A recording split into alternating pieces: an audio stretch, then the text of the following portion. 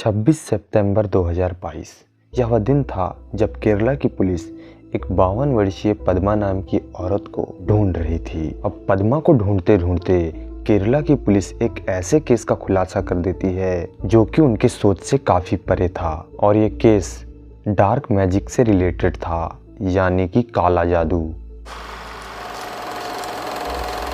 52 साल की पद्मा जो कि केरला के एलंथूर गांव में रहती थी और वो यहाँ पे लॉटरी टिकट और कई छोटे मोटे काम करके अपना गुजारा करती थी। इनकी एक बेटी जो कि यूपी के किसी स्कूल में टीचर थी। बेटी के दूर होने के कारण पद्मा जी डेली शाम को अपनी बेटी से फ़ोन पे बात किया करती थी। इनकी फैमिली में और कितने मेंबर थे इसकी जानकारी हमें इंटरनेट पे कहीं नहीं मिली। पद्मा जी की लाइफ में सब कुछ नॉर्मल ही चल रहा था। वो सुबह जल्दी उठती, खाना बनाती और लॉटरी टिकट बेचने निकल जाती। जब कभी कभी वो सुबह जल्दी ना उठ पाती तो वो अपने घर से बिना खाना बनाए ही चली जाती और किसी होटल पे बाहर जाके खाना खा लेती। और जब पद्मा जी लॉटरी टिकट बेच के अपने घर आती तो शाम को ही वो अपने बेटी से बात करती। ये सब कुछ पद्मा जी का अब डेली रूटीन बन गया था और इनकी लाइफ भी अच्छी चल रही थी। वो सबसे अच्छे से भी बात किया करती थी, उनका कोई भी दुश्मन नहीं था, ना ही उनसे कोई नफरत करता था। पद्मा जी बहुत ही अच्छे स्वभाव की थी। मगर सबको अजीब तब लगा जब वो अचानक से ही 26 सितंबर 2022 को गायब हो गई। पद्मा जी को गायब हुए जब 3 दिन हो गए और उनकी कंप्लेन पुलिस में किसी ने नहीं की तो पद्मा जी की बेटी जो कि यूपी में रहती थी अपनी माँ को कई बार कॉल करती है, पर पद्मा जी का फ़ोन स्विच ऑफ बता रहा था। जो कि पद्मा जी डेली शाम को बात करती थी। इस बात को लेके उसकी बेटी काफ़ी चिंतित रहने लगी कि आखिर 3 दिन से उसकी माँ ने उसको कॉल क्यों नहीं किया है। पद्मा जी की बेटी अपने माँ के पड़ोसियों को कॉल करती है और उनसे जानकारी लेती है कि उसकी माँ कहाँ पे है, मगर पड़ोसी बताते हैं लगभग 3 दिन से पद्मा जी अपने घर पे कहीं नहीं दिखी हैं। पद्मा जी की बेटी सिचुएशन को समझते हुए इलंथुर के ही एक लोकल पुलिस स्टेशन में कॉल करती है और अपनी मां की गुमशुदगी की रिपोर्ट लिखाती है। मगर जब कंप्लेन के बाद भी वहां की लोकल पुलिस कोई एक्शन नहीं ले रही थी, ना ही पद्मा जी को ढूंढने की कोशिश कर रही थी, तो उनकी बेटी इस बात से काफ़ी गुस्सा हो गई और वो फैसला करती है कि वो खुद ही अपनी माँ को ढूंढ लेगी और वो तुरंत इलंथुर के लिए निकल लेती है। इलंथुर पहुँच के वो अपनी माँ की तलाशी करने लगती है। पड़ोसी उसे बताते हैं उनकी माँ को 3 दिन पहले उन्होंने काम पे जाते हुए देखा था, जो कि कोई अजीब बात नहीं है। वो काम पे तो डेली जाया करती थी। और भी कई गाँवों में पूछताछ करती है और अपनी माँ की तलाशी करती है, मगर उसकी माँ का कोई भी पता नहीं चलता है। पद्मा जी की बेटी फिर काफ़ी परेशान हो जाती है और चिंतित भी, क्योंकि इस बात को 1 हफ्ते हो गए थे और उनकी माँ अभी कहीं नहीं मिली थी। तो उसके बाद पद्मा जी की बेटी फैसला करती है वो वापस पुलिस स्टेशन में जाएगी। वहाँ के लोकल पुलिस स्टेशन में वो जब दोबारा कंप्लेन करती है तो अब की बार पुलिस हरकत में आ जाती है और पद्मा जी को ढूंढने लगती है। पुलिस सबसे पहले पद्मा जी के कॉल रिकॉर्ड्स निकालती है, मगर उसमें उनको कुछ भी अजीब नहीं लग रहा था। वो नॉर्मल 1-2 लोग को कॉल करती थी डेली और अपनी बेटी से शाम को बात करती थी। मगर जिस दिन पद्मा जी गायब हुई उसी दिन उन्होंने एक नंबर पे कॉल लगाया था जो कि एक छोटे से रेस्टोरेंट के मालिक का था।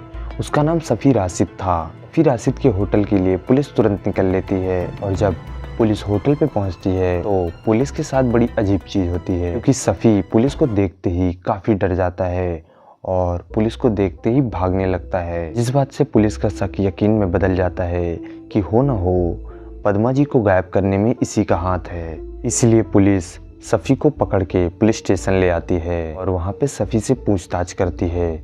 लगभग 2 दिन तक सफ़ी अपना मुंह नहीं खोल रहा था, लेकिन पुलिस की सख्ती के आगे सफ़ी टिक नहीं पाया और वो धीरे धीरे सारा सच उगलने लगा। पुलिस जब सफ़ी से पद्मा जी के बारे में पूछताछ कर रही थी तो सफ़ी एक नाम और लेता है जो कि रोजली का था। रोजली सफ़ी के ही होटल पे कभी कभी खाना खाती थी जिस प्रकार पद्मा जी खाती थी। और बड़ी ही अजीब बात, जैसे पद्मा जी लॉटरी टिकट सेल करती थी उसी प्रकार रोजली भी वही काम करती थी और डेली टिकट सेल करती थी। पुलिस जब रोजली के घर जाती है और वहाँ पे पूछताछ करती है तो उनके पड़ोसियों के माध्यम से पता चलता है कि रोजली 3 जून से गायब है। बड़ी ही अजीब बात, उसकी किसी ने कंप्लेन भी नहीं की है। तो इन सब के बाद सफ़ी से पुलिस शुरू से जानने की कोशिश करती है कि उसने ये सब कैसे किया और क्यों किया। सफ़ी बताता है इलंथुर गांव में जहां पद्मा, रोजली और सफ़ी रहता है, वहीं पे 2 डॉक्टर जो कि पति पत्नी हैं काफ़ी मशहूर थे। और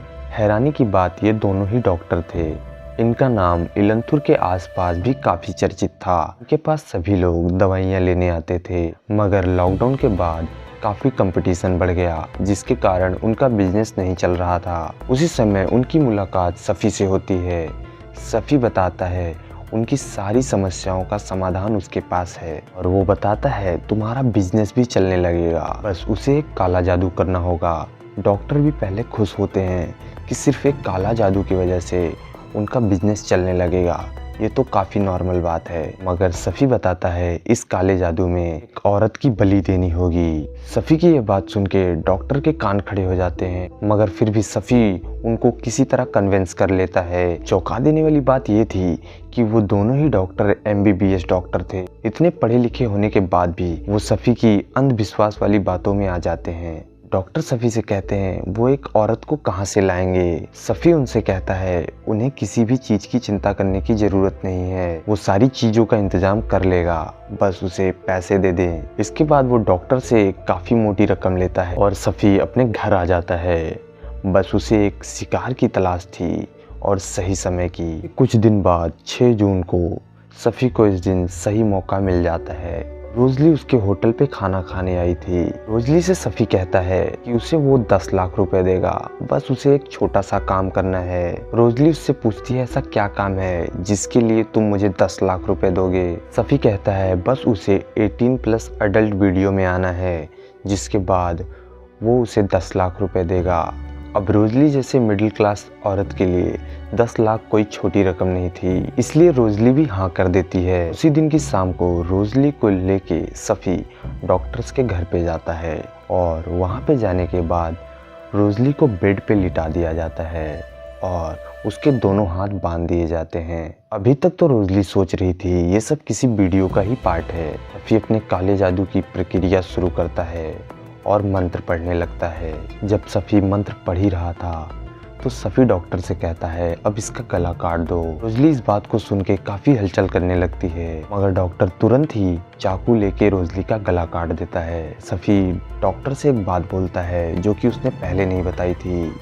सफ़ी कहता है इसकी बलि देने के बाद हमें इसके मांस का छोटा टुकड़ा खाना होगा।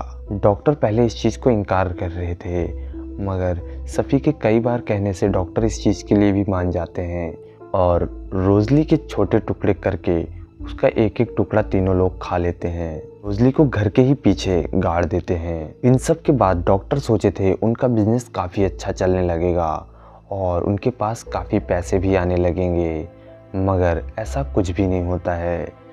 पूरे 1 महीने निकल जाते हैं और डॉक्टर के बिजनेस में वैसे ही गिरावट दिख रही थी। ना ही कहीं से पैसा आ रहा था, ना ही उनका बिजनेस चल रहा था, जिस वजह से वो वापस से सफ़ी के पास कॉल करते हैं और कहते हैं हमारे साथ कुछ भी नहीं बदला, जैसे पहले था वैसे अभी भी है। सफ़ी डॉक्टर से वापस कहता है इनके बिजनेस में जो काला साया था वो अभी तक दूर नहीं हुआ है और मुझे पहले ही पता था वो एक बलि से दूर नहीं होगा, उसके लिए एक और बलि देनी होगी। डॉक्टर इस बात को सुन के काफ़ी हैरान हो गए। पहले ही वो सफ़ी को काफ़ी पैसे दे दिए थे, जिसके लिए वो कर्ज भी लिए थे, मगर सफ़ी वापस से इनसे पैसों की डिमांड करने लगता है। तो डॉक्टर कहते हैं इस बार उसे पैसे काम होने के बाद मिलेगा। फिर सफ़ी उसी तरह से पद्मा जी की भी हत्या कर देता है और उसे बलि का नाम दे देता है।